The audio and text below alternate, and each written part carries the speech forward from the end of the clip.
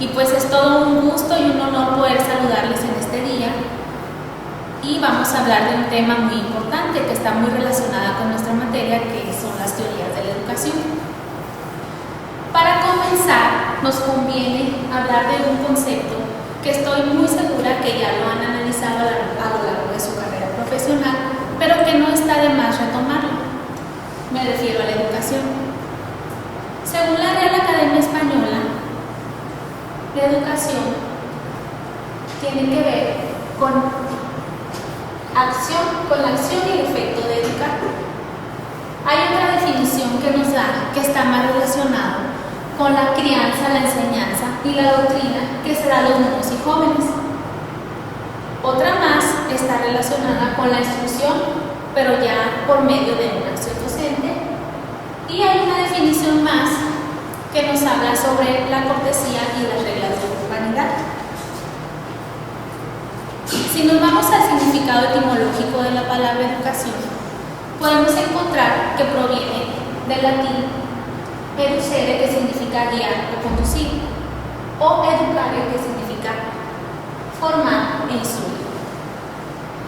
Hay educadores que se van o se inclinan más por el significado etimológico educere, porque están más de acuerdo con que la educación es un proceso en el que se guía y se conduce a la persona, siendo uno, el maestro, el facilitador, y dejando que los alumnos construyan su propio aprendizaje.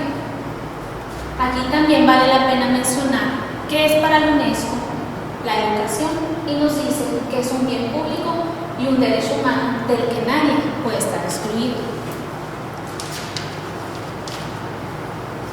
Vale la pena mencionar e irnos un poco atrás y analizar qué pensaban grandes filósofos sobre este tema. Uno de ellos fue Platón. Para Platón la educación era la luz del conocimiento que combatía la ignorancia. Para Platón la educación daba al ser humano una visión nueva, es decir, quitaba al ser humano el pensamiento promedio y lo hacía ir o ver más allá de lo que es lo normal. Una visión nueva y pensar desde una perspectiva diferente. También nos dice algo muy importante Platón, nos dice que la educación es el medio para que un Estado alcance la justicia. Otro filósofo muy importante fue Aristóteles. Para él, la educación jamás termina. Es un proceso progresivo que se da desde el nacimiento hasta la muerte.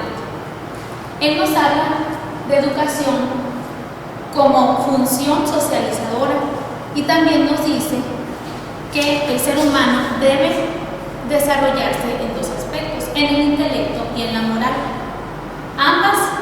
Ambos aspectos son iguales de importantes para Aristóteles. Otro gran pensador y fanático de la educación, así mismo se describía a él, fue John Dewey. A él le tocó ir a la escuela y él platica que se aburría inmensamente y queriendo cambiar eso, ideó muchas cosas acerca de lo que debía ser la educación. Él dice que se debe crear ambientes de aprendizaje, puesto que el ambiente es el que educa. Y la educación debe partir desde el interés de la persona que se educa, desde el educando. También nos habla de que la educación tiene que ser práctica, activa y darse por medio de la experiencia, que no debe representar para el educando tedio intelectual. Otro importante fue Rousseau. Él, a través de su novela llamada El Emilio, nos dice, aunque es un poco utópica, consideran algunos, nos dice que el ser humano tiene que educarse de una manera libre, sin ninguna restricción o castigo, porque él dice en su novela que el ser humano es originalmente bueno y que se le debe dejar totalmente libre. Bueno, si nosotros retomamos la idea de estos grandes pensadores, Hay muchos más, pero considero estos como importantes. Podemos decir que la educación de calidad tiene las siguientes características o cumple con las siguientes funciones.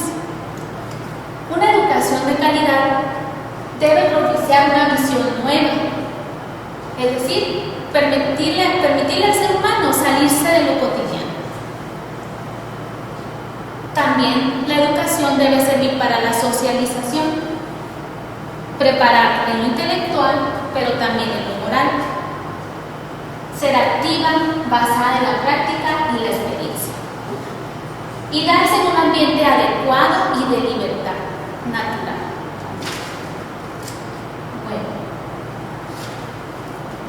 Enlazando esto con la educación a distancia, ¿ustedes creen que la educación a distancia pueda cumplir con estas funciones anteriormente mencionadas? Me gustaría que estuvieran aquí y poder escuchar sus opiniones. Les compartiré la mía. Estoy segura que la educación a distancia puede contribuir y cumple con todas las funciones anteriormente mencionadas.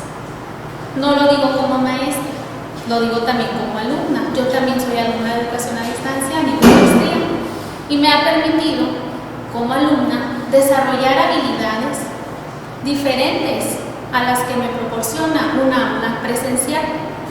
Por ejemplo, me hace tener una visión diferente, como decía Platón. También puedo socializar, como decía Aristóteles, claro, de otra manera, a través de foros, a través de chat, de otros tipos de técnicas, no cara a cara, pero sí cumple con esta función. Lo que decía Rousseau, de estar en un ambiente de libertad. En la educación a distancia, el alumno está en un ambiente de libertad. ¿Por qué? Porque es uno el que se pone las estrategias y se organiza en el tiempo para sacar adelante todos esos trabajos. Creo que la educación a distancia cumple con todos estos requisitos. Como maestra de un entorno virtual, puedo decir que me ha hecho desarrollar competencias distintas que no me había hecho desarrollar en la aula presencial. Entonces, si ustedes alguna vez son maestros en aulas virtuales, van a saber de lo que estoy hablando.